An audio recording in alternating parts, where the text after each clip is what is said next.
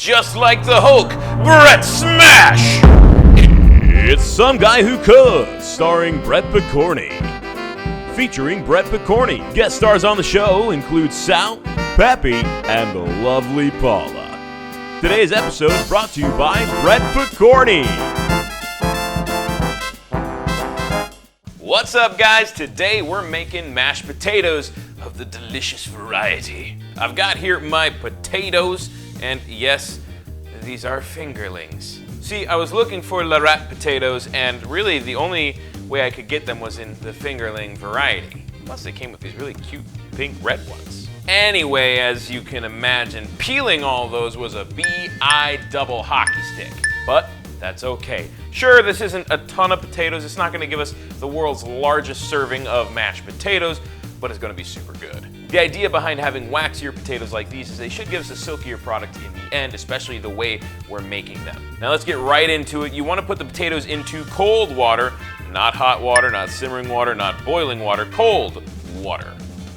This gives them the opportunity to heat evenly. Additionally, we wanna make sure this water is well salted now while we're about to cook the potatoes. If we wait until they're already done, we're gonna have salty mashed potatoes, whereas if we salt it now, it's just going to add an awesome flavor. So I went ahead and turned on the heat here. We're gonna get these warming up. As soon as it starts to simmer, I'm gonna pull that heat back down so it stays at a simmer. While that's heating up, let me show you what we got to flavor these. I've got a nice, wonderful handful of black garlic here. I've also got creme. This is imported sour cream from Guatemala. This stuff is delicious, and it's gonna give us a fantastic flavor on these mashed potatoes. And of course, what are mashed potatoes without butter? This butter in particular is some of that grass-fed cultured butter from Truly. I picked it up at the store. Super good, super creamy, and I'm sure it'll make some awesome mashed potatoes. So anyway, we wanna let this get up to temperature, and once it does, we'll let it simmer for about 10 minutes.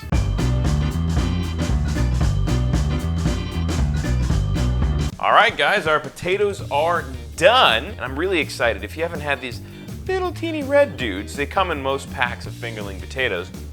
You know, they're kind of earthy, a little nutty, a little bit of a peppery flavor to them. And oh yeah, plenty of salt in that water, you can taste it, perfect. So before we get started on mashing these, first I'm gonna get a nice little knob of butter here. Yeah, bloop. Now this next part is a little different than what you're probably used to. Heck, it's different than what I'm used to. But I recently learned this trick. Apparently, the best way to get super soft, silky, creamy mashed potatoes is to press these through something like this. So I got my sieve thing, I've got the potatoes, and I've got my bench scraper.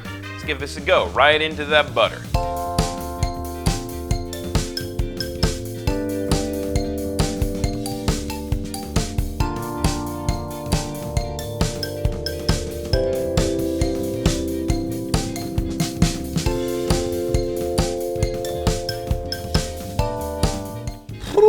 Guys, I'll tell you what, these have got to be the Mount Rushmore of mashed potatoes. And the reason I say that is because mashing them this way is a monumental task. But anyway, it's up to you to decide whether or not you think it's worth it. So far, I haven't even added the cream or anything, and those are the creamiest potatoes I've ever had.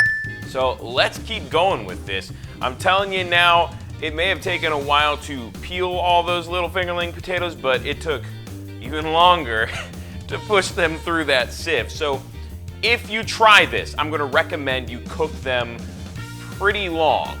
Definitely try the simmering method instead of boiling because of the whole idea that boiling can give you the wrong texture, but you're gonna need to simmer them for probably 20 to 30 minutes. So anyway, got the potatoes here. They're looking good. I'm gonna turn on the heat pretty low, but I'm gonna start adding some cream.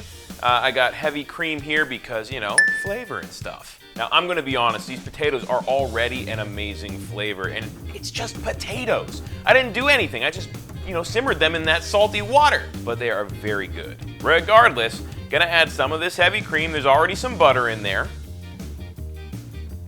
And we're gonna be delicate while we mix these because I don't want to over mix them and turn them, you know, chewy and sticky. If you activate those glutens a little too much, you're gonna end up with something that's like a cheese texture, you know? Don't get me wrong, I love cheese, but these are supposed to be super creamy mashed potatoes. Now before I get all this sour cream and cream in here, I do want to get this black garlic too. I'm just gonna mash it with my hands and then drop it in. Oh, look at that floopy goodness. Now, if you want to know how to get your hands on some black garlic, I'll tell you this much, it's really easy to make. Link to that episode down in the description. All right, the heat's going on these potatoes. We've got that black garlic in there. I'm gonna add a little bit more cream. We're just folding it in there. Now let's just reintroduce you to this very special sour cream I've got here. Like I said, it's imported from Guatemala. Really, it's acidified sour cream. You can get this at your local Hispanic market. You can actually, surprisingly, also get it at Walmart usually. And look at that. I'm definitely going to be adding some more of this sour cream, but already look at the texture of these. Silky smooth. And just keep folding it in there until we're just about done here. Oh yeah. I'm gonna add just a touch more butter because, well, that's what it needs. Taste it as you go, okay guys? Look at that. All the butter's melted in, all the cream, all that sour cream. Those, you could not ask for more perfect mashed potatoes than those. But you know what? There is one more step. All right, remember how I said there was one more step? Yeah, because I just told you that. Anyway, here it is. I've got some chicken fat in this pan, rendered down with some seasonings. Why do I have that? Well, because I made chicken earlier. Anyway, what we're gonna do with this chicken fat is mix in a little bit of flour on some heat, then toss in some white wine, turn it into a chicken gravy. And that's what we're gonna put on the mashed potatoes. So I got the heat going. I got another sieve here so I don't get any big flour chunks. We're just gonna toss some on here. And as we're mixing this around, just gonna give it another little shake. Almost like we're sprinkling powdered sugar on there, you know? Now, in case you were wondering, yes, this is kind of like making a roux. So we're gonna put a bit more, thicken it some more, and let it cook down a little bit before we add that white wine. Boop. Oh yeah, here we go. Look at that thickening. Really wish you could smell this right now because it is wonderful. Now this doesn't have to quite thin out and cook as long as a regular roux. A lot of that flavor is already there. So we're gonna just go ahead and start thinning it out. Luckily the flour flavor shouldn't really come through with all the other ones we got in here. And we just want to add that wine a little bit at a time while we stir this because we do want it to be a nice thick gravy. Almost there. Luckily I still have a little bit more wine. Now if you have a whisk, you should probably go ahead and use that. The spoon works just fine, but a whisk will make sure you got it really well incorporated. And if you're worried about lumps, the whisk will help you keep those lumps out too. Look at that just come together. That is delicious. It definitely needs a little bit of that wine to cook out. So while it simmers, I'm gonna add a little bit of sal and a little bit of peppy. All right, gravy is looking good. Time to get this off the heat. And this is it, guys. Time to plate our mashed potatoes. I forgot to show you, I did chop some chives up in them. Just placed them in a piping bag, which is just, you know, a Ziploc that you cut the end off of. I'm not super experienced with using piping bags for mashed potatoes, or a lot of things for that matter, but we're gonna go for it. All right, here we go. That. Try that again. There we go. And here we go with our black garlic mashed potatoes.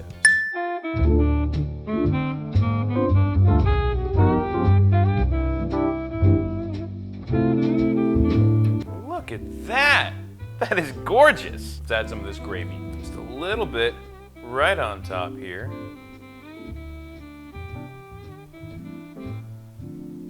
I just love the way it oozes down the sides like that. Get a little bit more on this side to even the score. And there you have it.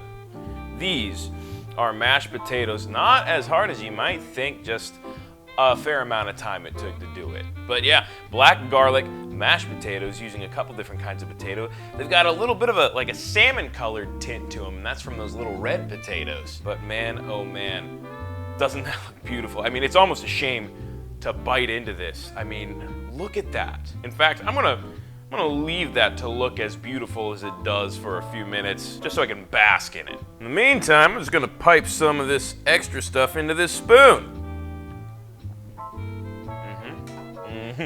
Oh my goodness. Wow! Not a single grain in those mashed potatoes. That is truly remarkable. And adding the chives, by the way, was an excellent decision. But now, let's try it with a little bit of this gravy. Here we go.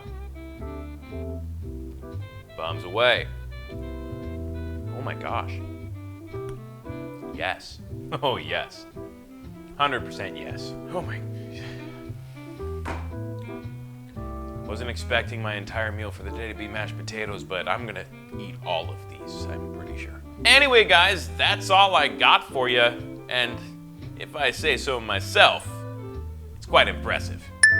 So you want to impress somebody with mashed potatoes, it's not that hard. You don't have to do that whole sieve method for doing it, but I'll tell you what, these are the silkiest mashed potatoes I've ever had. Bar none. So go ahead, give it a shot. It's worth trying at the very least. But hey, don't take my word for it. I'm just some guy who cooks.